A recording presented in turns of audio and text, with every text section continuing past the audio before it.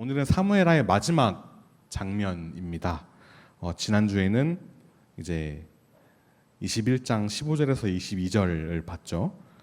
다윗은 굉장히 강한 모습으로만 나오는 것이 아니라 다윗이 피곤함에라는 그런 구절이 있었습니다. 그래서 우리가 이제 서로 돕는 역할을 해야 된다, 서로가 서로를 도울 수 있어야 된다 라는 그런 메시지를 제가 전달했던 것 같습니다. 아비새가 있고 그 외에 십브개, 엘하난, 요나단 같은 사람들이 다윗을 위하여 싸우고 거인들을 물리쳤습니다. 그 다음 사무엘하 22장에서는 다윗의 찬양이 나옵니다. 하나님은 나의 반석, 요새, 건지시는 분 이런 고백들을 하고, 23장에서는 다윗의 마지막 말과 다윗의 용사들이 나옵니다. 이제 하나님께서 세우신 여러 사람들이 나오게 되죠. 그런데 오늘 본문에 있는 24장의 사무엘하의 끝입니다. 마지막 장에서는 분위기가 다시 무거워지게 됩니다. 하나님을 찬양했던 다윗, 하나님께서 나를 도우셨다고 고백하는 다윗이 다시 또 넘어지게 돼요. 다윗은 인구 조사를 하라고 명령합니다. 인구 조사 자체가 문제는 아닙니다. 단순히 사람을 세는 우리나라의 인구가 얼마나 되나라는 그런 통계를 내고자 하는 조사가 아니었어요. 다윗의 의도는 쉽게 말하면 우리 군대가 얼마나 있나라는 그런 의도로서의 인구 조사였습니다. 즉 내가 끌어다 쓸 수 있는 힘이 얼마나 되냐라는 그런 의미로서의 인구 조사였다는 것입니다. 그래서 오죽하면 요압이라는 사람도 다윗을 말립니다. 여러분, 요압이라는 사람의 이미지를 떠올려 보면 그렇게 막 홀리한 사람은 아니에요. 압살롬을 이렇게 막 치고 혈기가 이렇게 분노를 화를 잘 내고 그런 사람이었습니다. 그래서 근데 그런 요압조차도 왕이시여 왜 이런 일을 하시려고 합니까? 굳이 왜 하시렵니까? 라고 이렇게 뜯어 말리기도 합니다. 그래서 하나님보다 자기 힘을 의지하려는, 즉 내 무력이 얼마나 되냐라는 그런 조사를 했던 것이죠. 결국 인구 조사가 끝난 뒤에 다윗은 마음의 찔림을 받습니다. 결국 하나님께 고백합니다. 내가 큰 죄를 지었고 어리석게 행동했다라고요.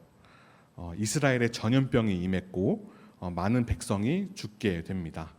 자, 그런데 오늘 본문 16절부터 중요한 일이 일어납니다.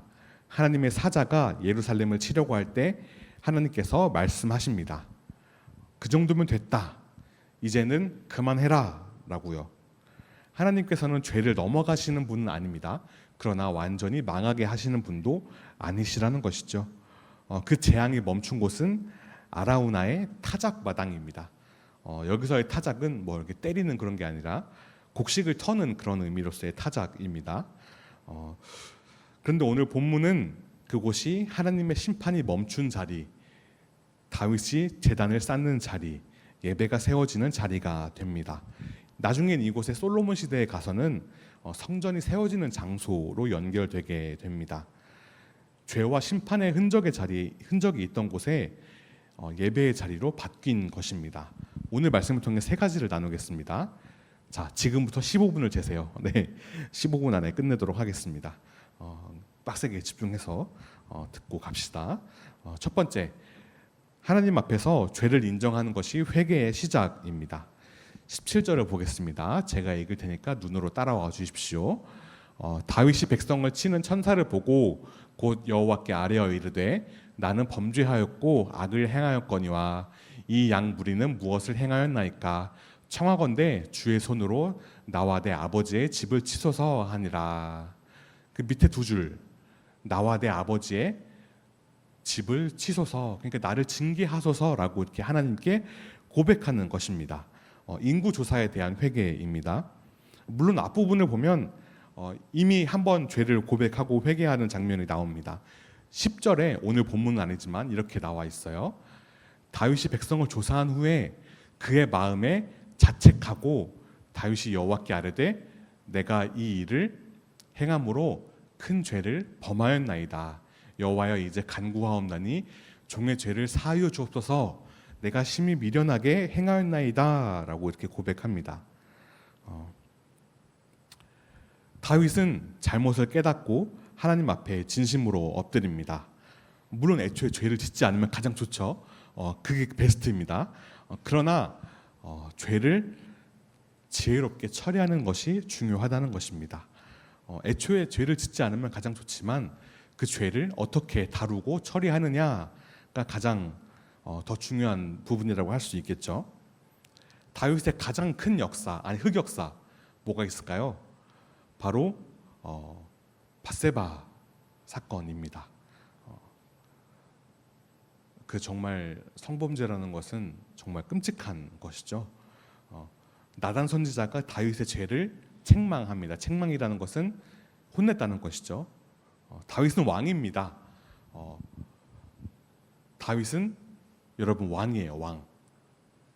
어떤 그런 능력을 행사할 수 있는 위치에 있는 사람이에요. 그래서 나단 선지자 이렇게 세게 표현하면 좀 그렇긴 한데 담궈버릴 수 있었어요. 없앨 수 있었어요. 그 선지자, 그 다윗이 그 죄에 사로잡혀가지고 죄성에 사로잡혀가지고 나단 선지자 그냥 그냥 조용히 쥐도 새도 모르게 처리할 수 있었어요. 아니 잘못했으면 당연히 하나님 앞에 엎드려야지. 그렇게 당연한 거 아니야라고 할 수 있는데 저도 그렇게 생각했던 때가 있는데 그런데 그 죄를 깨우치고 그 왕이라는 입장에서 그 자신에게 책망하는 소리를 듣고 하나님 앞에 엎드리는 게 쉬운 일이 아니에요. 쉬운 일이 아닙니다. 다윗은 죄를 인정하고 회개하고 처리할 수 있는 그런 능력이 있던 사람이었어요. 그게 굉장히 대단하다는 것입니다. 물론 잘못한 것은 잘못한 거예요. 다윗의 최대 흑역사입니다. 성범죄 플러스 그 남편은 우리아를 사실상 죽인 거나 다름이 없고 그러나 제가 말씀드리고자 하는 바는 능력을 이용해서 능력이나 지위를 이용해서 죄를 묻어버리지 않고 죄를 인정하고 회개했다는 것입니다. 반면 사울은 어떻습니까? 뻔뻔하기 그지없죠. 아나무인 인면수심이었습니다. 이것이 사울과 다윗의 가장 큰 차이입니다. 여러분은 어떠십니까? 죄를 지으면 나 몰라라 하십니까? 아니면 하나님 앞에 죄를 인정하고 엎드리십니까? 적용 질문을 드리겠습니다. 나는 죄에 대하여 변명하나요? 아니면 하나님께 정직하게 회개하고 있습니까? 부탁드리기는 하나님 앞에 엎드리는 것이 진정한 회개, 돌이킴의 시작입니다. 그런 삶을 살아가셨으면 좋겠어요. 움츠러들지 마시고 숨지 마시고 하나님 앞에 나올 때 은혜가 있다는 것입니다. 두 번째, 하나님은 심판 중에도 긍휼의 길을 여십니다. 16절을 보면 하나님의 사자가 예루살렘을 향해 손을 들어 치려는 장면이 나옵니다. 이미 전염병이 이스라엘에 임했고 많은 사람들이 죽었습니다. 그러나 하나님께서 그 주의 사자에게 이렇게 말씀하시죠. 족하다, 이제는 내 손을 거두라. 이 말씀이 참 중요합니다. 하나님은 죄를 그냥 아무 일 없던 것처럼 넘기시는 분이 아니십니다. 죄를 가볍게 여기지 않으세요. 다윗이 하나님보다 숫자를 의지하고 자기 힘을 의지하려고 했던 것은 분명히 죄입니다. 가벼운 그냥 단순한 숫자 카운트가 아니었어요. 그러나 하나님은 심판만 하시는 분도 아니십니다.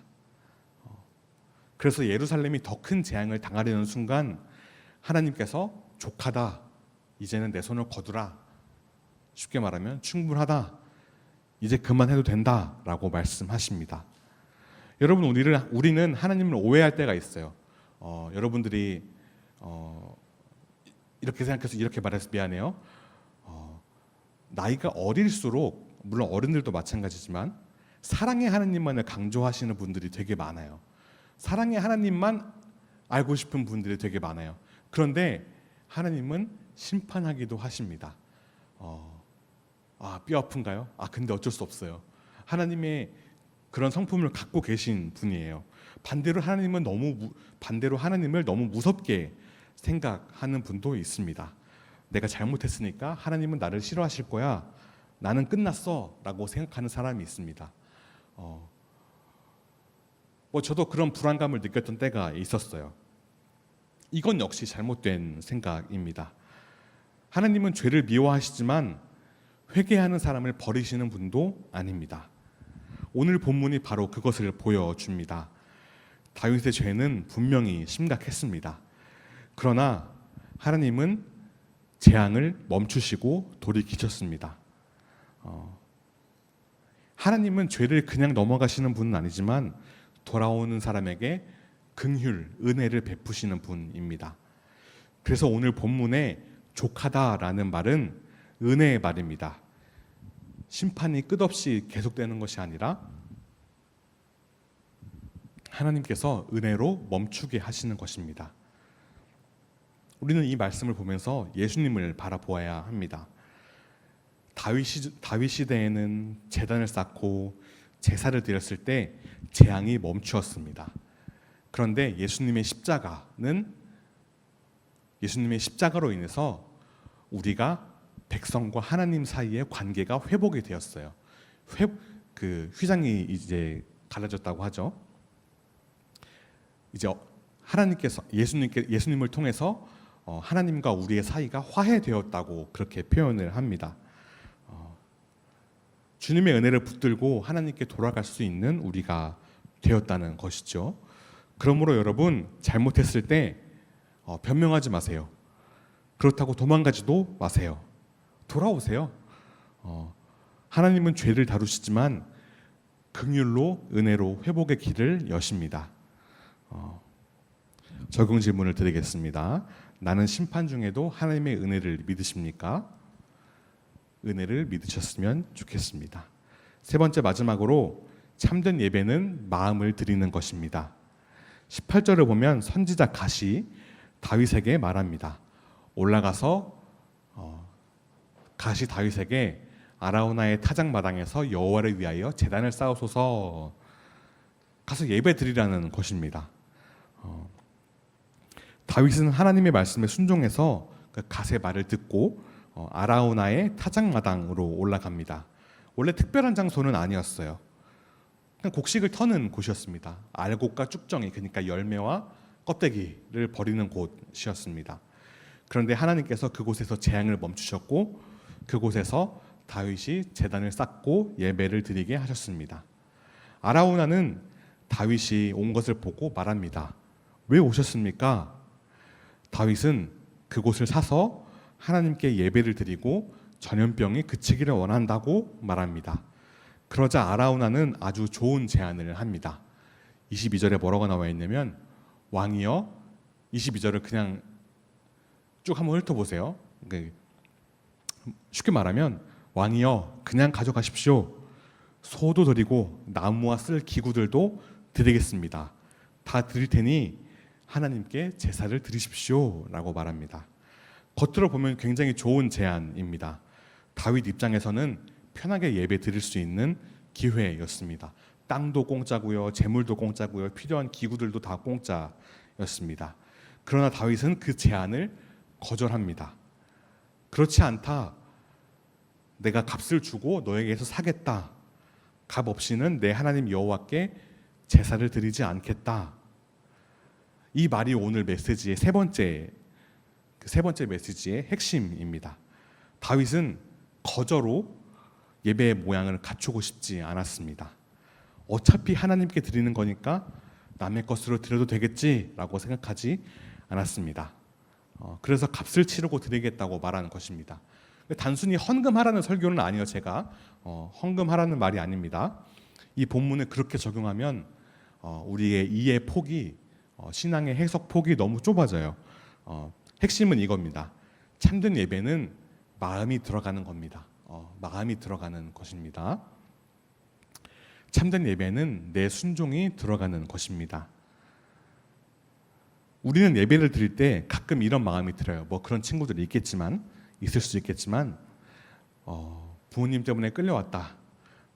그렇게 생각할 수 있어요. 그러나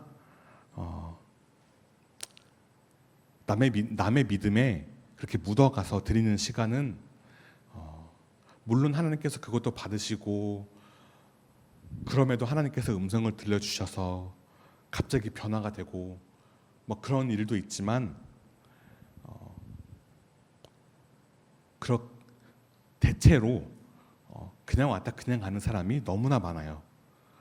다윗이 아라우나의 것을 그냥 받아서 제사를 드릴 수 있었던 것처럼 우리도 다른 사람의 믿음에 기대서 예배 드리는 척 할 수 있습니다. 부모님의 믿음, 선생님의 믿음, 뭐 분위기, 찬양팀의 열심에 묻어갈 수 있습니다. 물론 그런 방법들 가운데, 그런 상황들 가운데 하나님께서 역사하십니다. 부정하는 건 아니에요. 그러나 하나님께서 원하시는 예배는 내가 빠진 예배는 아니라는 것이죠. 예배는 하나님께 나를 드리는 시간입니다. 완벽한 나를 드리는 시간이 아니라 내가 어떤 모습이든지 하나님 앞에 드리는 시간이라는 것입니다. 죄를 지었으면 죄를 지은 대로, 하나님께서 복을 주셨다면 복을 주신 대로 가는 것입니다. 그래서 예배에는 값이 있습니다. 여러분 이미 값을 치르고 왔어요. 뭡니까? 주일 아침 황금 시간대에 잠을 포기하고 왔습니다. 학원을 포기하고 왔습니다. 이미 값을 치렀어요.